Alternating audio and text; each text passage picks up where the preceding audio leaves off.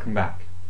This week's portion, Parshat Shelach, is dominated in the beginning at least with the episode that we're all very familiar with, that of the spies that were sent to the land of Egypt before the Jewish people went in. What happened over here was that the Jewish people requested for there to be spies to find out whether they can actually conquer it. And although God is angry with the Jewish people, he says to Moses, he says to Moshe, fine, do whatever you want. Shelach lecha anashim, says Hashem to Moshe, send for your shelach lecha anashim, send forth men if you please. Lecha, to you, if you please, send forth men. Now we've had this term lecha before. We've had it in relation to Abraham, where God tells him, Lech lecha me'artzecha or me'moladetecha or me'beis avicha. He tells him to go lecha, for yourself, if you please. Lech lecha, go for yourself. What does this mean, lecha, for yourself? So there we are told, Rashi says, lahana oscha l'toivoscha, for your own benefit and for your own good. This is something I'm telling you to do because it's going to benefit you, because it's going to be good for you. And in fact here we can interpret a similar thing. Shelach lecha anashim, send forth if you please. Hashem is hinting at the fact that this is actually going to benefit, although it's not going to be a good thing for the Jewish people, it's going to benefit Moshe. Because originally the Jewish people were intended to go directly from Mount Sinai very shortly into the land of Israel. But of course we all know what happened. The spies came back with, at least 10 of the spies came back with bad reports.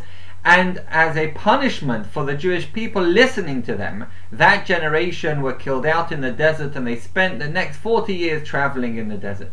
And so in fact Moshe would have, given that he had been told already that he was not going to, when they came to the water, he was told that he was not going to be going into the land of Israel, as a punishment for him hitting the rock instead of speaking to the rock.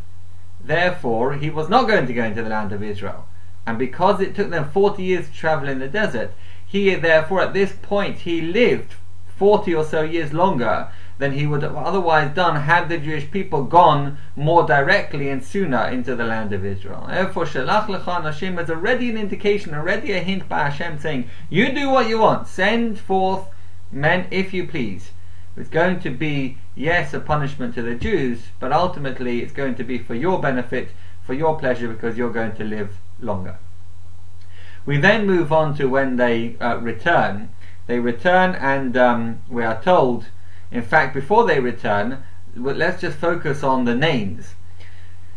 Right at the end of the list of individuals that the Torah tells us who exactly was chosen after having volunteered, who was chosen from each tribe, one from each tribe, there was of course the very famous Joshua, the individual that we're very familiar with, who later on took over as the leader of the Jewish people from Moses.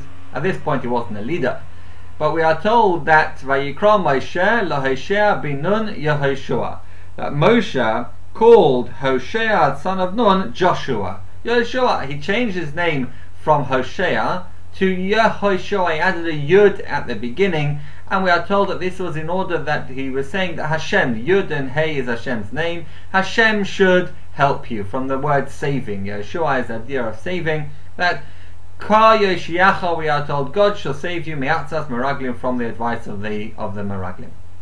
And the classic question is, why didn't he pray for the others? If he was so concerned, why did he only pray for Joshua and add a letter to Joshua's name to give him extra power, extra energy? Why didn't he pray for the others? And one of the answers given is that the Jewish people were very, very afraid of Amalek.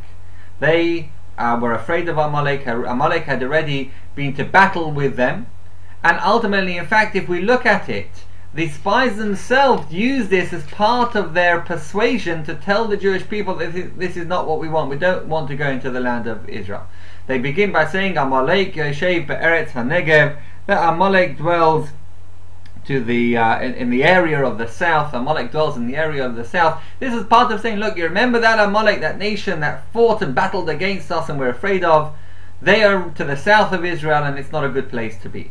Who was the one that defeated Amalek? If we cast our minds back to Exodus, the book of Exodus, to Shemos, when they fought Amalek, we are told Vayachaloish Yehoshua es Amalek ve'es Amoy lefi Chorev, that Joshua weakened Amalek and its people with the sword's battle. So ultimately it was Joshua that led the fight, and he was not afraid because he was victorious.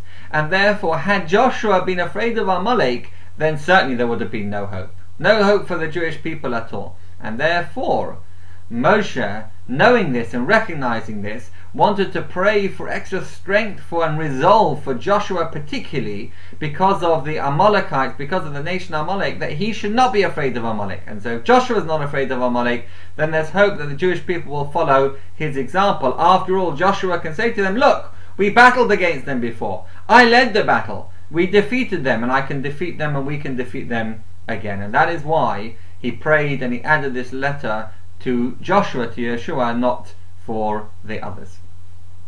And then when they return, we are told, Vayelchu vayavoyo, Vayelchu vayavoyo el Moshe v'el Aharon, that they, this is of course now when they return, that the spies, Vayelchu, they, the spies, the group of spies, they went and they came to both to Moshe and to Aharon, and in fact to the rest of the Jewish people, to the elders and the rest of the Jewish people as well. Vayelchu vayavoyo el Moshe ve'el Aharon.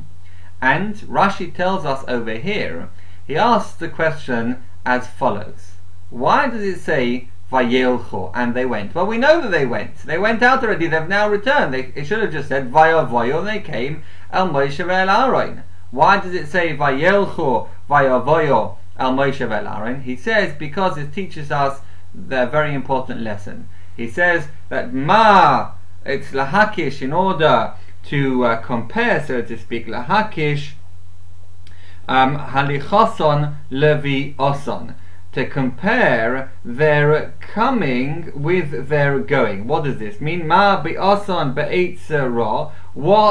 How was their coming to Moses? Was with an evil plan. They came back with a bad plan. So too, so too was their going on the journey, so to speak. Their going on the journey already was with an evil plan, meaning that when they were traveling, they had already resolved to bring back an evil report. And so this is what Rashi tells us, that they went with a bad intention and they came back with a bad intention. That's why it says Vayelchu vayavoyo, they went and they came. It was both the same. Now there is a slight difficulty with this, because you will know, I've mentioned this before in one of my videos, that there is a principle that machshava tova HaKadosh Baruch Hu metzaref l'maisa. A good deed, if a person has a good thought, machshava tova, a good thought, then Hashem considers it as if you had performed the deed on condition that it was not your fault that you couldn't do it. You can't say, well, I'm going to walk around and say I'm going to have good thoughts all day and therefore that's okay. No. If we intend to do something, but through no fault of our own we were stopped from doing it, we weren't able to do it, Hashem says, it's not your fault, I'll consider it as if you performed that deed as well. Machshava ra'ah, say the rabbis, but what about an evil thought? Then Hashem doesn't say that's considered as if you had done it. But there's one exception to that. That is, and this is now we say with the spies, look, when they went, they intended to do something that's bad. But Rashi himself says earlier that at that time they were kasherim, they were holy kosher people. There's nothing wrong with them. At that time they were kasherim. But what Rashi is intimating over here is that this now changed. At the time that they left, they hadn't done anything bad. And had they come back without a bad report, then yes, truly they would have remained kosher, holy people, because when it comes to a bad thought, unless we act upon it, Hashem doesn't consider it as an aveira, a transgression. But once we act upon it, then not only is the action an aveira, but also the thought as well becomes an aveira too. And therefore it tells us here, Vayelchu vayavoyo, as Rashi says, just like they came with a bad report and that was an aveira, so too when they left now retroactively, the thought process they had on leaving also becomes an aveira. Therefore we all must be very careful in everything that we do. The lesson we must learn from the spies is to have pure thoughts, good thoughts, and then Hashem will give us all the great reward that we are deserving. Thank you for watching, keep watching, and please share this with your family and friends.